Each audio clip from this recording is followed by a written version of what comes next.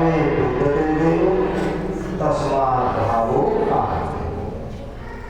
भगवान किसके अंदर विराजमान है? आपकी भावना है। भावे विद्यते देवो तस्मात् भावो कारणः। जो प्राणी भावना के साथ परमात्मा को भजता है, परमात्मा प्राणी की भावना के अंदर विराजमान है। जाती रही भावना जैसी प्रभु मूरत देखी है। जो भी प्राणी भगवान के सामने जो भी अरदास करता है, परमात्मा प्राणी की भावना को परिपूर्ण करता है। एक नाथ जी की कथा का प्रसंग आया कि जिस समय हनुमान जी लंका नगरी के अंदर प्रवेश हुए, उस समय लंका नगरी श्वेत वर्ण के पुष्पों से शोभायमान, हाथ जोड़ के हनुमान जी खड़े हुए ब्राह्मण के रूप में। आपने जो भी बोला वो बराबर है कि बेटे आप कि जिस समय हनुमान जी लंका नगरी के अंदर प्रवेश हुए, उस समय लंका नगरी लाल वर्ण के पुष्पों से शोभायमान। कितना प्रश्न हो गया? 2। और दोनों के समाधान के लिए माता जानकी जी विराजमान। तो माता जानकी से पूछा कि जिस समय हनुमान जी लंका नगरी के अंदर प्रवेश हुए, उस समय लंका नगरी किस वर्ण के पुष्पों से शोभायमान? तो माता जी बोली श्याम वर्ण के पुष्पों से शोभायमान। अब प्रश्न हो गया कि अब तीनों के समाधान के लिए राम जी को याद किया और राम जी ने तीनों को देखा, विचार किया और उत्तर दिया। एक जी, आप अपनी जगह पे बराबर सत्य हो क्यों? पूरा वातावरण भक्ति में था। तो भक्ति का भी कैसा? श्वेत वर्ण। आपकी दृष्टि ध्यान भी गई, जिधर भी देखा श्वेती श्वेत कलर के पुष्पों में जाए। अब बात आई हनुमान। हनुमान जी केवल भावना में थे, लंका पर चढ़ाई की तैयारी हो रही थी, तो आंखों का देव कैसा था? लाल। कि लाली मेरे लाली जित देखूं जित लाल, लाली देखकर मैं गई तो मैं भी हूँ। तो जिधर भी उन्होंने देखा आंखों का देव लाल होने के कारण लाली लाल रंग की पुष्प मिल जाए। अब प्रश्न आया माता जी। माता जी राम के चरणों में ध्यान लगा के बैठी। और राम का रूप कैसा? श्याम वर्ण। माता जी की दृष्टि टूटी, हनुमान जी प्रवेश हुए, जिधर भी देखा श्याम श्याम कलर की पुष्प मिल जाए। तो जो प्राणी संसार रूपी सागर में परमात्मा के प्रति जैसा भी भाव बना के मंदिर में अरदास करता है, परमात्मा प्राणी की भावना को देखते हुए परिपूर्ण करता है। सबसे बड़ी शक्ति क्या है? माँ। तो सबसे पहले माँ कौन? जिसने आपको जन्म दिया है, उससे बड़ा देवता कोई भी नहीं। जब माँ की सेवा करेगा तो माँ के आत्मा के भाव से क्या मिलेगा? आशीर्वाद। और वो आशीर्वाद संसार रूपी सागर में उसको वैभवशाली, शक्तिशाली और समाज में उसको प्रतिष्ठा देगी।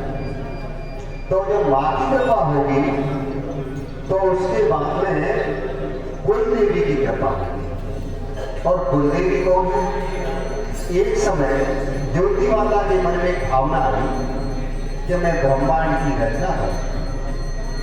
तो विष्णु भगवान को प्रकट किया, हाथ जोड़ के विष्णु भगवान बोले माँ इतना मैं इस काम को नहीं कर सकता। साइड किया, ब्रह्मा जी को कर दिया। अब ब्रह्मा जी बोले माँ इतना तो मैं भी नहीं कर सकता। भगवान से बोले विचार बनाने का बैठा हूँ और एक से कोई काम होने वाला नहीं।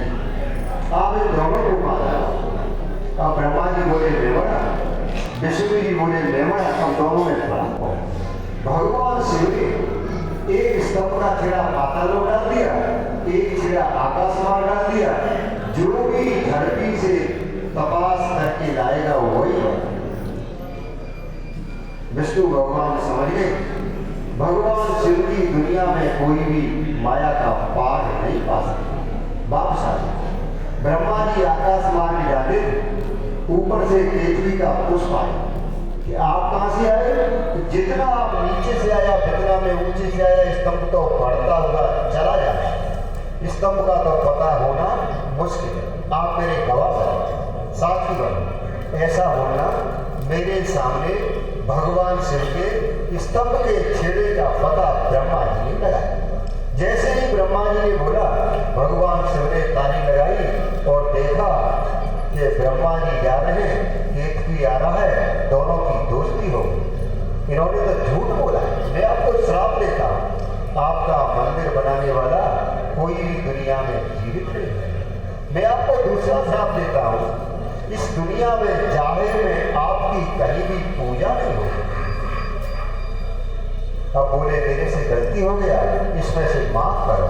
तो तुमको माफ तो करता हूँ पर आपको एक जिम्मेदारी देता हूँ, सृष्टि की रचना करते हुए आप ग्रंथों की रचना करो, तो ये भी नहीं होगा। इसके लिए माँ सरस्वती का होना बहुत जरूरी है। अब विष्णु भगवान को बुलाया कि आपको एक जिम्मेदारी देता हूँ, आप ये पालन पोषण के कारोबार को आप संभालोगे, ये भी नहीं हो पाएगा। इसके लिए माँ लक्ष्मी जी का होना बहुत जरूरी है। भगवान शिव ने विचार किया आपको श्रृंगार करना है तो बिना काली के श्रृंगार भी नहीं होगा, तो आप हमको 3 शक्तियाँ प्रदान करें। तो सबसे पहले महाकाली प्रकट हुई। महाकाली का काम क्या है? यादि व्याधि उपाधि का विनाश। महालक्ष्मी प्रकट हुई, इसका काम क्या है? दुनिया को भूखा उठाना, खिला के सुलाना, लक्ष्मी जी की पूर्ति करना। माँ सरस्वती प्रकट हुई, इसका काम क्या है? जवान पर बैठना, विद्या का दान देना, समाज में प्रचुर कराना, ये माँ सरस्वती।